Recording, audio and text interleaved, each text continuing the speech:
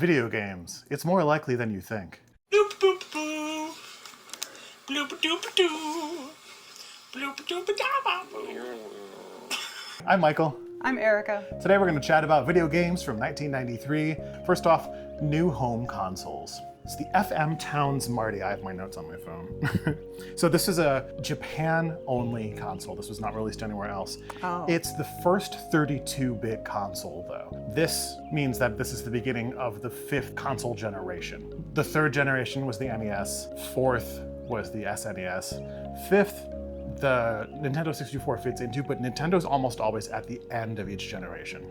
FM Towns Marty 5th generation starts here, includes the PS1, and so on. There was also a new, smaller NES that was released that loaded the games in the top, like the Super Nintendo. It's called the NES 101. We had to get one of these when our original one broke, and this actually brings back a lot of nostalgia for me too, because this one lasted a long time. Well, I didn't know this existed actually, but it's cute. I like the controller redesign. It looks more like an SNES controller, but it was still with only the two buttons. Although I wish the A and the B were the other way. Agreed. But this one, if I remember correctly, was also backwards compatible, because we could use our original controllers when we had this one. Oh, that's as good. well. That's good. New games in 1993. Erica and I already made a video about the games originally from 1993 that are on Nintendo Switch Online. That was at the time. Some more games have been added since then that are from 93. To sort of recap what they are. On the NES, we had these. These are the ones that are on Game Boy. One of these games has its own full review. I reviewed The Legend of Zelda Link's Awakening and I gave it a 95%. Switch Online for Genesis are these games. I also reviewed Phantasy Star 4 and gave it a 90%. Really good game. For Super Nintendo, this is the list of games. And I reviewed Breath of Fire and gave it a 74. It's not great. Other new games. Seventh Saga, I have not played it. It's an RPG and apparently it's brutally difficult. It doesn't seem like it's that interesting to me, but I'm sure that there are a lot of people who love it. Clay Fighter, did you ever play this one? You know, this looks vaguely familiar. I bet my cousin had this. I rented it a couple times. It looks really cool, and there are later Clay Fighters in the series. This is the first in the series, but it doesn't really look that much like Clay in the first game, but as the later games go on, it looks more like Clay. All right, this one's an important one. Doom. In 1993, this was available on computers, but now it's on literally everything. This game is hugely important. It's the first really big, famous first-person 3D shooter. So many games that are like it were called Doom clones for a long time. Now we typically use the term boomer shooter for these games. But yeah, hugely important game. I'm not really super interested in playing it myself. DuckTales 2, didn't know this existed, did you? I might have. I was so into DuckTales that I feel like I would have done anything I could to get my hands on it. This was probably a Blockbuster rental for me. Yeah, I didn't know it existed. Oh, Blockbuster. Final Fantasy Legend 3. I tried one of the Final Fantasy Legend games. I can't remember which one. Probably the first one. I know Ramin has played a couple of them. It's a Game Boy RPG. It's pretty basic. I think this is one of the ones where I dipped my toe in the Final Fantasy water. I didn't really get into them until I was in college or so at all, but I know I had my Game Boy that I loved, and I definitely rented this or checked it out at some point. Illusion of Gaia. I reviewed this on the channel. A lot of people really love this game, and especially the last one in the series that this is from, which I can't remember the name of right now. It didn't really do anything for me. I gave this game a 56%. It's not really my favorite. Jurassic Park games. These 4 games are all slightly different. There's an NES version, a Game Boy version, an SNES version, and a Genesis version. I had the NES version. It was really difficult, but I never played the other 3. I think they're all pretty different, especially the Genesis version. That's a completely different game as far as I can tell, but I haven't really looked into that too much. But you can tell how important this franchise was. Lufia and the Fortress of Doom. I love Lufia 2, Rise of the Sinistrals. It's one of my favorite games. This one, the one that came out before it, it's not as good. I gave it a 57%. Mario is Missing. Did you ever play this one? No! Oh, it's so cute. You play as Luigi. Mario's been kidnapped. You gotta find him in the world, and you like fly to different places and answer little puzzles and stuff like that. It's a puzzle game, but it's like a trivia, like geography world trivia game. Like Carmen Sandiego? Yeah, it's real cute. I had this on NES as well. It definitely looks better on the SNES version. I've never seen the Mac version, but yeah, it's a good game. Is this on the Switch Online? It's not. Eh.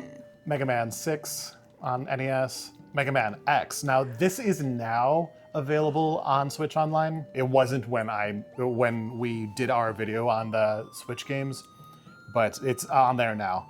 It's a beautiful game. It's really hard. It's really hard, and it was incredibly important to the entire Mega Man series. It was the first time that Mega Man really ventured into a side-scrolling adventure game rather than just this staying in this one screen. Right. It also, just the graphics and the music and everything just wildly improved, but they kept everything that was original and beloved, like the same kind of movement style, his shape. They gave it a more complex story, but it was really, really special and just blew everybody's mind when it came out. Mortal Kombat 2 in arcades. It's not in home systems yet. That won't be for a while. Most people's favorite of the Mortal Kombat games, at least from the original trilogy. I definitely do like this one the best, but this is the one I never owned. I owned 1 and 3, but not 2. This includes so many more interesting characters. I really like Kitana. I played as Kitana a lot when I would play this at a friend's place. It's a fun game, but I'm really not a huge fighting game fan. I wasn't always very good at them, but I loved playing this one in the arcades. It was usually the one I would look for. Yeah. Or one of the ones. Myst, another hugely important game. Yeah. This is sort of the poster child of the point-and-click adventure games, and it's a beautiful first-person 3D game with some good FMV. I mean, they're campy FMV sections with actual actors giving lines, but it's pretty good. And there's a reason that it was only on computers, which is why I've never played it. But later it came to consoles. It is now available on, again, just about everything. I'm not going to read the list. Sort of like Doom is now available on everything. Myst is now playable on just about every device. Ogre Battle March of the Black Queen. I have this on PlayStation, the later PlayStation port, but it originally came out for Super Nintendo. This is the team that went on to make Tactics Ogre and then went on to make Final Fantasy Tactics. Square saw the talent in this team and basically had them all come over to Square. It's a good game. It's very difficult. I've never beaten it. And it plays completely differently from any of the other Tactics games that I'm aware of.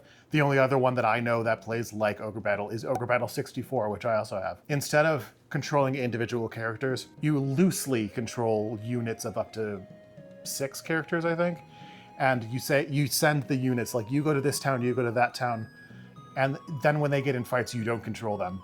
They just work on their own. You give them a loose tactic. I also have reviewed this on the channel. I gave it an 87. It's really an interesting forward-thinking game, but it's tough. Romancing Saga 2. So the Saga franchise is the one that's sort of like the Final Fantasy's more experimental younger sibling. The original Saga games are all on Game Boy, but then the Romancing Saga games are the ones that are on Super Nintendo. I never played this on Super Nintendo, but I played a port of it a couple of years ago before the remake. Did not like it very much, was not into it. But then there was that 2024 remake that everyone loved that I still am sort of not feeling. It's an interesting RPG in that you play a line of descendants. You start off as the emperor, and then when he dies, all of his experience and powers pass on to his heir. And then when that character dies, you can choose the next heir to inherit all of the powers. Interesting way of doing it, but I was not hooked by the gameplay, and the story is not much to write home about. Secret of Mana. This one, I still would love to someday play this 2-player with somebody. It's an action RPG. It allows for 2 players to play it at the same time. I've beaten it myself, and I love it, and I've reviewed it for the channel. 92%, really good game. Sonic CD, I don't know much about this one, do you? No. It has Metal Sonic on the cover, and I think this is the introduction of Metal Sonic, but I'm not positive about that. I don't really know my Sonic lore very well. The problem with Sonic the Hedgehog is there were just a lot of flops in the series, and it's kind of hard to keep track of which one was which. Yeah, as someone who never had any Sega consoles, I just don't know what's the good ones. Tetris 2, didn't know this existed. Oh yeah. We were a big Tetris household growing up, and my dad spent time every night playing Tetris and then Tetris 2. He always preferred the original, but Tetris 2 just added a lot of different elements like the explosion factor and just made the game slightly more complex, changed the music obviously. It was a really solid addition to Tetris the original, but like most of these building block puzzle games, it's more about visual preference, I think, than anything else, because the gameplay doesn't vary too much. Yeah. Okay, for the PC Engine CD-ROM, Ys 4, The Dawn of Ys. I don't know anyone who had a PC Engine. Never really heard of the Ys franchise until the past 10 years or so, maybe. So also in 1993, Ys 4, Mask of the Sun, totally different game, but they're both Ys 4. This one was released on Super Nintendo, well, I think it's on Super Famicom, and then eventually made its way to the PS2. Erica, from the list of the home systems, what do you think were the best-selling home systems in 93? Nintendo always just does so well, but it has to be the Game Boy, has to be on there. Game Boy was... First series contender for a handheld system. Game Boy was 3? Mm-hmm. What else are you thinking? Game Gear would have been in the same block, but not as good of a seller. So that Fujitsu FM Town's Marty probably did very well, even though it wasn't here in the US. I'm guessing that's on the list? That was number 9. Okay. I mean, Super NES just blew everyone out of the water. Yeah, that was number 1. Let's see. Sega CD probably would have been like, what is this now? So I'm not going that direction. And NES was, you know, it was NES and it was so prevalent at the time. But then they did do that remade model that probably sold okay. Sega Master System? What is that? That's the prequel to Genesis. It's the system that was before Genesis. Oh. And the Genesis was called the Mega Drive in most of the rest of the world. Just North America called it the Genesis. In 1993. I'm going to say the Mega Drive Genesis probably did pretty well out of the gate and then petered out after that. Well, yeah, the Mega Drive's been around for a while, but it is number 2. Okay. This is total guesswork on my part, by the way. Game Gear? Game Gear was number 4. It's funny how the top 2 selling Generation 4 consoles, SNES and Genesis, are 1 and 2. And then the top 2 handhelds from that generation, Game Boy and Game Gear, directly after that. Nintendo beating Sega in each case, but Sega's still doing really well. I'm going to go with the NES after that just because of the remodel. That was number 6. PCs just weren't... So the PC Engine, it's like built like a PC, but it is a home console. I'm going to say Panasonic was probably last, if I had to guess. That's correct. Yeah. Nobody would have known the Panasonic brand very well and been like, what is this? And I think it was also the most expensive of them. It doesn't surprise me. Maybe number 8 was that NEC PC Engine? Yep. So then 7 would have been the Sega Master System. Because it was on its way out the door. Most of the world, yeah. The Master System had a long, long life in Brazil. For some reason, there was something about import stuff. So people were making games for the Master System until the 2000s, I think. Cool. Yeah. So then we've got the Sega CD. I'm actually kind of curious now that we were talking about price. Let's look up how much these all cost. Okay, next. Best-selling games. What are you thinking is probably going to be up there? Goodness gracious. There are some games that have been on the list for multiple years. This is everything we discussed today, and including some slightly older games that are still best-selling in 93. Okay. Jurassic Park was a ridiculously important movie, and deservedly so, and they pushed marketing and stuff like this hard. So I'm going to say Jurassic Park is on that list. It was not. No. That's interesting. I don't think the game was very good. Hey, but that doesn't mean it didn't sell well. True. Even though it didn't serve me well, I'm going to say Disney's Aladdin for the same reason. That Good one marketing for an important actually movie. did make it in. And the Aladdin games are often considered some of the best licensed games. Yeah. And Disney's Aladdin, for how rarely I was able to play it, I remember it was good. From what I was looking at, I couldn't tell if this was the Super Nintendo or the Genesis version, because they are completely different games. They're not just like ports of each other. So one of those two was in this 4th place spot. Mega Man X. No, surprisingly. Oh, Kirby's Adventure. Good guess, but that also is not. Good game though, really good game. Yeah, it is. Did Clay Fighter do well?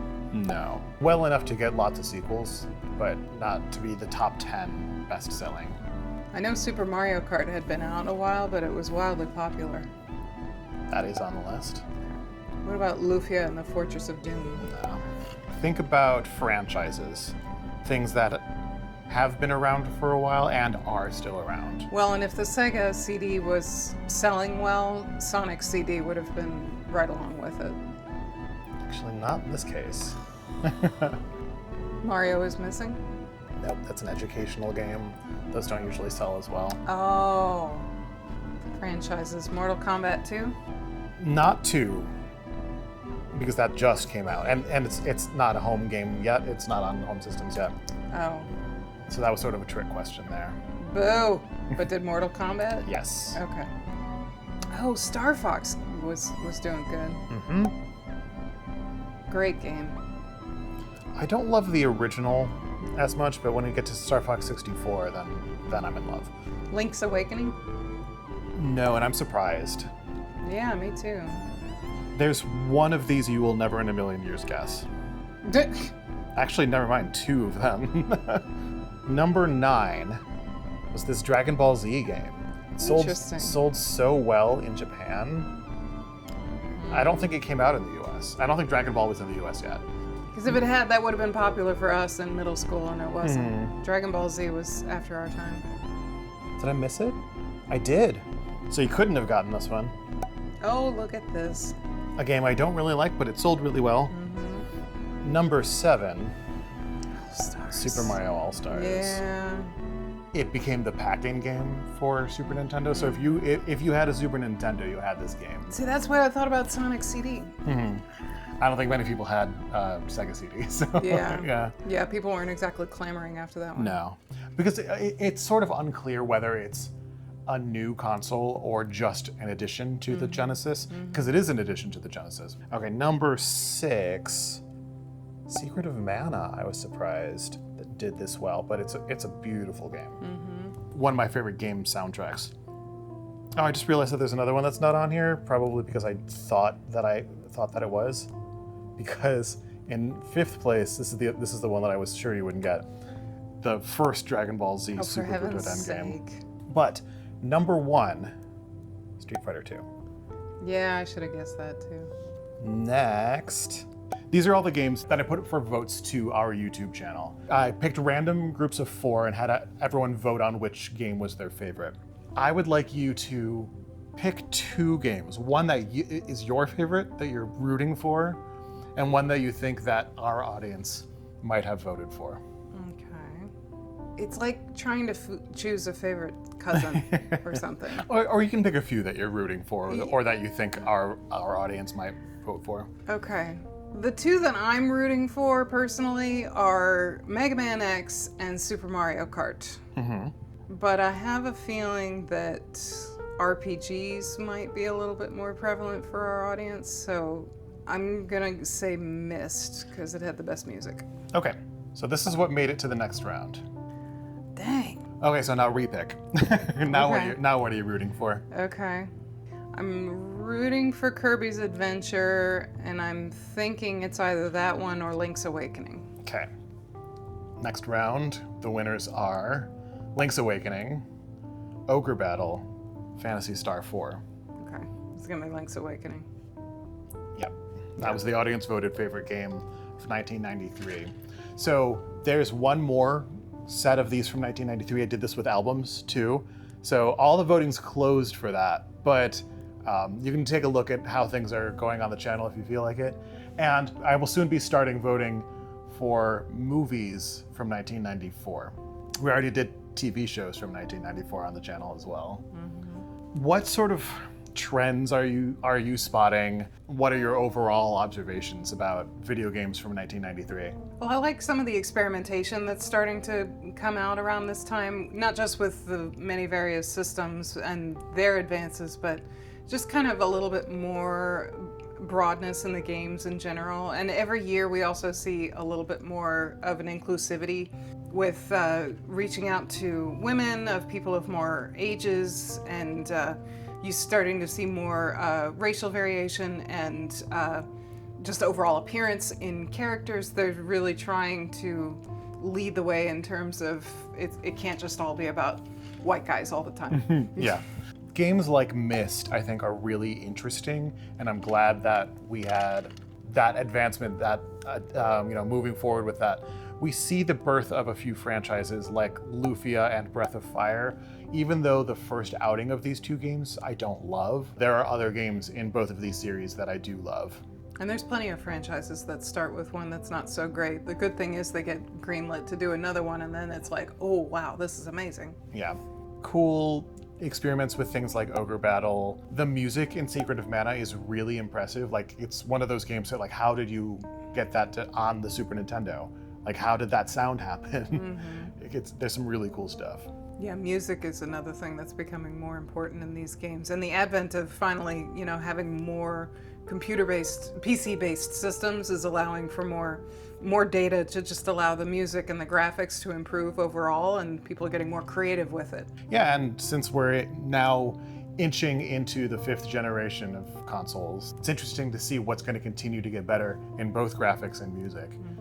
Especially when we get to the disc-based systems that allow for CD quality audio, real recordings instead of like sort of mangled recordings that had to fit on a chip. All right, well, thanks everybody for joining. Please give this video a like if you liked it. Please subscribe if you want to see more. We do reminiscences, reviews, and analyses of media, especially video games and music, but we do some other stuff too. Up here is the video that I was telling you about. That's all of the favorite video games on the Nintendo Switch Online from 1993. Down here is a playlist of other videos about video games. Check those out. Maintain your groovy selves.